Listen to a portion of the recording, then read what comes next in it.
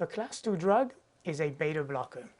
Beta blockers, we've already killed them in the autonomic nervous system, so we have very little to put about our beta blockers. Unlike class 1 that was working on fast response fiber, you already know they work on pacemaker activity. If that's the case, they work on SA and AV node. And working on SA and AV node, beta blockade makes parasympathetic ANS predominant. And by making PANS predominant, it will slow that SA and AV nodal activity. It will basically cause a good old bradycardia. It makes muscarinic predominant. Well, what will that do to my diagram? Here's my diagram. First, you make sure that if the board gave you a choice, you choose a nodal action potential. And as a nodal action potential would go, give yourself enough room to put a couple or two, three of them. And what do you expect a beta blocker would do to this? Well, by making muscarinic predominant, you want the pacemaker current to be slower, to be decreased. So now, even if I hadn't changed anything at the beginning, it takes me longer to reach threshold, meaning my next action potential is delayed compared to normal. This is the effect you must recognize of a class 2 drug.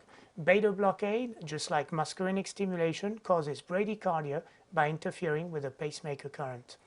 The drugs we know well. Propranolol is the prototype that is non-selective, and FDA in this country also approves beta-1 selective acebutolol and the drug esmolol. Esmolol, by the way, at the bottom of your page is only available IV. Besides, when we look at these drugs, we know that they're going to be used primarily for SVTs, supraventricular tachycardias, arrhythmias that arise above the ventricle, think atrial arrhythmia. Don't forget, you need to slow AV nodal conduction to protect the ventricles. Beta blockers have been used for decades for that. Don't confuse this with their primary use in the prophylaxis post-MI. When we use them post-MI, it's really not the antiarrhythmic effect of the drug I'm after. It'll be the negative inotropic effect that they exert on the muscle contractility itself that I'm after. Hey, if you decrease inotropy, what happens to oxygen demand? It decreases oxygen demand, doesn't it?